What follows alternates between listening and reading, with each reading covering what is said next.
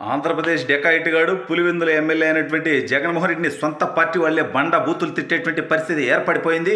ఇప్పుడు విశాఖపట్నం స్థానిక సంస్థల ఎమ్మెల్సీగా పోటీ చేస్తాడని జగన్మోహన్ రెడ్డి ఆశలు పెట్టుకున్నటువంటి వైసీపీ సీనియర్ నాయకుడు మాజీ మంత్రి బొత్స సత్యనారాయణ జగన్మోహన్ రెడ్డిని బండ బూతులు తిట్టినట్టుగా తెలుస్తూ ఉంది.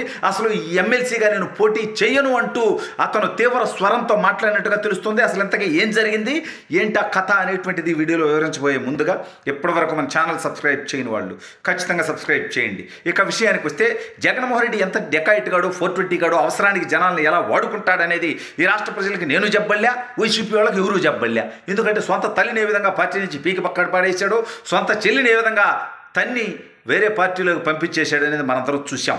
అయితే ఈ దౌర్భాగ్యుడికి ఇప్పుడు ఇటీవల వీడు ఓడిపోయిన తర్వాత వీడి పరిస్థితి చాలా ఘోరంగా దారుణంగా తయారైపోయింది. సొంత పార్టీ వాళ్ళే బండబూతులు తిట్టేటువంటి పరిస్థితి వచ్చింది. ఇటీవల మనం ఒక పార్టీ కార్యకర్త లోపలికి వెళ్ళాలని ప్రయత్నం చేస్తే సెక్యూరిటీ వాళ్ళు ఫోన్ తీసుకొని లాగి ఇసిరి పడేసి పొరపొలక మీలాంటి వాళ్ళ సామాన్యులు ఎందుకు కలుస్తాడు, జగన్మోహన్ రెడ్డి పెత్తందారులను కలుస్తాడు, పేదల్ని కలవడు అన్నటువంటి విషయం మనందరం లైవ్లో చూసాం. అయితే ఈ దౌర్భాగ్యుడికి ఇప్పుడు సొంత పార్టీలో ఇప్పుడు విశాఖపట్నం స్థానిక సంస్థల ఎమ్మెల్సీ ఎవరైతే వంశీకృష్ణ యాదవ్ ఆ వైఎస్ఆర్ కాంగ్రెస్ పార్టీలో ఉండి ఆ ఎమ్మెల్సీ పదవికి రాజీనామా చేసి జనసేన పార్టీ నుంచి ఎమ్మెల్యేగా గెలవడం జరిగిందో ఆ స్థానం ఖాళీ అవడంతో ఇప్పుడు జరుగుతున్నటువంటి ఎన్నికలకి వైఎస్ఆర్ పార్టీ నుంచి అభ్యర్థిగా బొత్స సత్యనారాయణ ప్రకటించడం జరిగింది. అయితే ఈ దిక్కు తోచనటువంటి స్థితిలో నన్ను నిలబెట్టి ఇప్పుడు ఘోరంగా ఓడిపోయేటువంటి పరిస్థితి కళ్ళ ముందు కనిపిస్తూ ఉంటే నన్ను పోటీ చేయించడం, పైగా దానికి డబ్బు కూడా నువ్వే పెట్టుకోమని బొత్స సత్యనారాయణకి చెప్పాయంట. ఎందుకంటే ఇప్పుడు ఆ పార్టీలో ఉండడానికి ఎవరు సిద్ధంగా లేరు. నిన్నే చూసాం విశాఖపట్నం జీవీఎంసీ స్టాండింగ్ కమిటీ ఎన్నికలు జరిగితే 10కి 10 తెలుగుదేశం పార్టీ గెలుచుకుంది. వైఎస్ఆర్ కాంగ్రెస్ పార్టీకి 60 మంది అక్కడ కార్పొరేటర్లు ఉన్నప్పటికీ తెలుగుదేశం పార్టీ స్టాండింగ్ కమిటీ గెలుచుకుంది అంటే ఇక ఎవరూ కూడా జగన్మోహన్ రెడ్డిని నమ్మటానికి సిద్ధంగా లేరు, వైఎస్ఆర్ కాంగ్రెస్ పార్టీలో కొనసాగడానికి సిద్ధంగా లేరు. ఇటీవల కొంతమంది నాయకులు అంటే జగన్మోహన్ రెడ్డికి సన్నిహితులుగా పేరున్నటువంటి పేరు నాని దగ్గర నుంచి వాడు గుడ్ మార్నింగ్ ధర్మవరం అని చేస్తాడు, పేరు కేతిరెడ్డి వెంకటరామరెడ్డి గారు. ఆ బఫూన్ గారు కూడా జగన్ అనే డెకాయిట్ గారు మేము చెప్పిన మాటలు వినలేదు, అందుకే ఇవాళ ఈ పరిస్థితి దిక్కుతోసిన స్థితి వచ్చిందని చెప్పడం జరిగింది.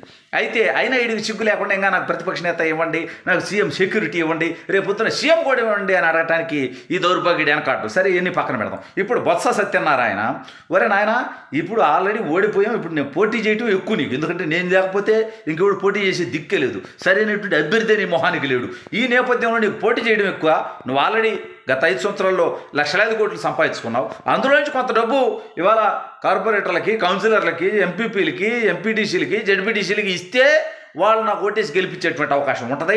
ఆ డబ్బు నన్ను పెట్టుకోమంటే ఇప్పుడు దానికి 20 అవ్వచ్చు, 50 అవ్వచ్చు, 100 అవ్వచ్చు.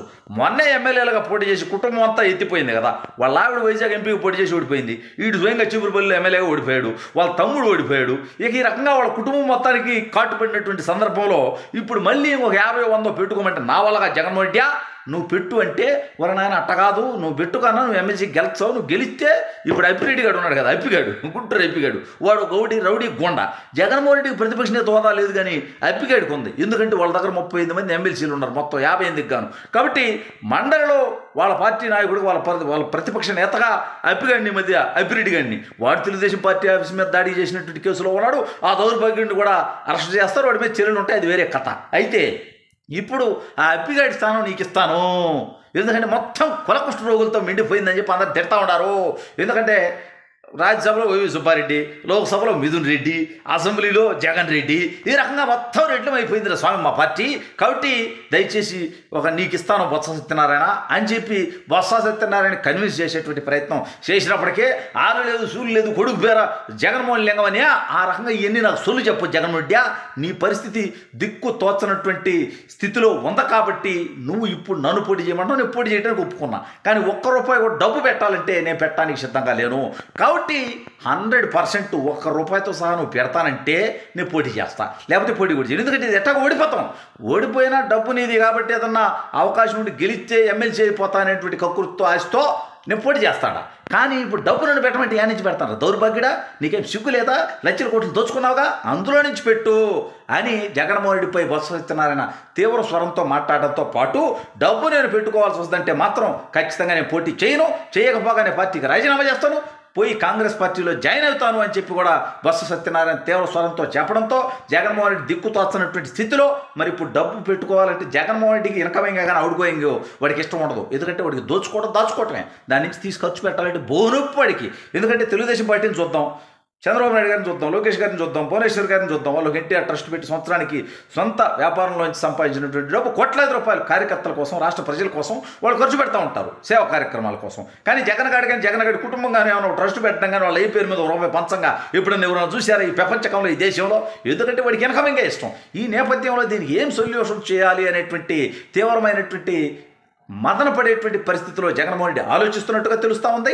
ఇంకెవరినైనా ఎత్తునైనా చేయబెట్టి ఎవరితో అన్నా ఖర్చు పెట్టిద్దామంటే పార్టీ పూర్తిగా ఎత్తిపోయినటువంటి నేపథ్యంలో, వచ్చే ఎన్నికల నాటికి పార్టీ ఉంటుందో లేదో తెలియనటువంటి నేపథ్యంలో, అసలు జగన్మోహన్ రెడ్డికి ప్రతిపక్ష నేత హోదా లేదు, దిక్కు లేనటువంటి నేపథ్యంలో ఇప్పుడు ఈ ఎవరినో ఎమ్మెల్సీగా చేయడం కోసం ఎవరో ఖర్చు పెట్టాలంటే వైఎస్ఆర్ కాంగ్రెస్ పార్టీలో ఏ ఒక్కరూ కూడా ఖర్చు పెట్టడానికి ముందుకు రాకుండా ఉన్నట్టుగా తెలుస్తోంది.